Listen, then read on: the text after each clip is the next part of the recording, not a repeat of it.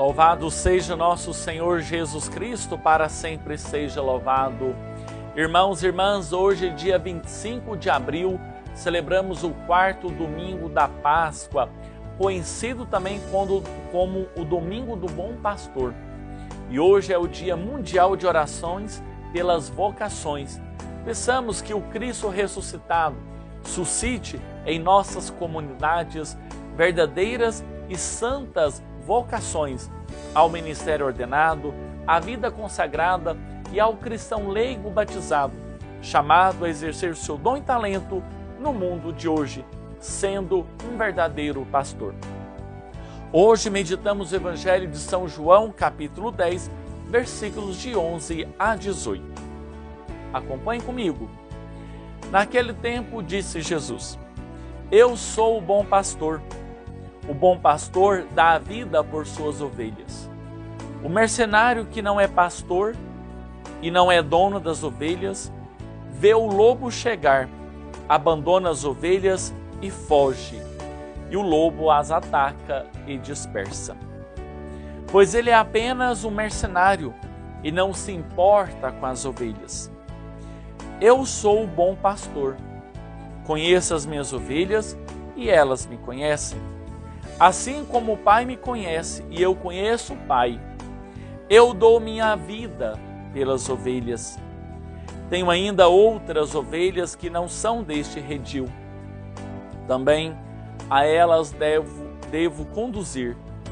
Elas escutarão a minha voz e haverá um só rebanho e um só pastor. É por isso que o Pai me ama, porque dou a minha vida para depois recebê-la novamente. Ninguém tira a minha vida, eu a dou por mim mesmo. Tenho o poder de entregá-la e tenho o poder de recebê-la novamente. Essa é a ordem que recebi do meu Pai. Palavra da salvação. Glória a vós, Senhor. Irmãos e irmãs, que belo perceber no Evangelho de São João que Jesus, que veio do coração do Pai para fazer a vontade daquele que lhe enviou. E a vontade é geralmente gerar a vida e a unidade. Mas gerar essa unidade a tal ponto de ser um só rebanho e um só pastor, tendo como pastor por excelência o próprio Cristo, porque ele que veio dar a sua vida em favor das suas ovelhas, que somos todos nós. Muitas vezes no mundo de hoje, parece que temos a tendência de não ouvir a voz do pastor. E a voz do pastor é ouvir a voz do próprio Cristo, que nos conduz por caminhos seguros, por uma vida que seja verdadeiramente libertada de todas as amarras, de todos os preconceitos, uma vida nova. Mas muitas vezes nós temos dificuldade em acolher essa nova proposta.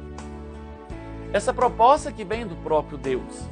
Queremos continuar sempre do mesmo jeitinho. Isso nós muitas vezes encontramos em nossas comunidades de fé, a síndrome de Gabriela. Eu nasci assim, eu cresci assim, eu sou assim e vou morrer assim.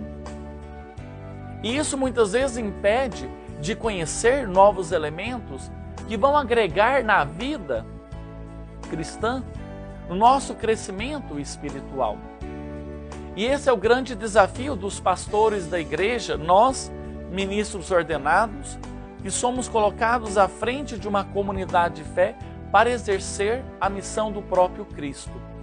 E muitas vezes encontramos muitas resistências nas comunidades de um modo geral, que impedem de exercer o seu ministério ordenado, que impede muitas vezes de anunciar o Evangelho e, sobretudo, que impede de gerar a unidade entre a própria comunidade, mas porque muitas vezes poucos se sentem detentores daquele poder de manipular e de dominar a própria comunidade em nome de uma vaidade humana, em nome de um status. Eu me lembro bem que tem um livro, na época quando eu fiz o sacramento da ordem, A Igreja e Seus Ministros, o nome do livro do padre Francisco Taborda, um padre jesuíta, que foi meu professor de sacramento da ordem, dos sacramentos de um modo geral. Ainda este livro não era publicado, era um projeto. Um ano depois se tornou-se livro e é possível ser encontrado, Igreja e Seus Ministros, pela editora Paulus, que ele coloca na capa do livro uma orquestra sinfônica com um maestro. E no livro ele vai desenvolver a sua reflexão colocando o ministro ordenado como maestro da orquestra. Nós podemos aqui traduzir: o ministro ordenado é a orquestra, e a orquestra são as pastorais, os grupos, os ministérios, os movimentos, são os batizados com seus dons e talentos na sua pluralidade de instrumentos. Mas a orquestra, sem o maestro, ela fica desafinada.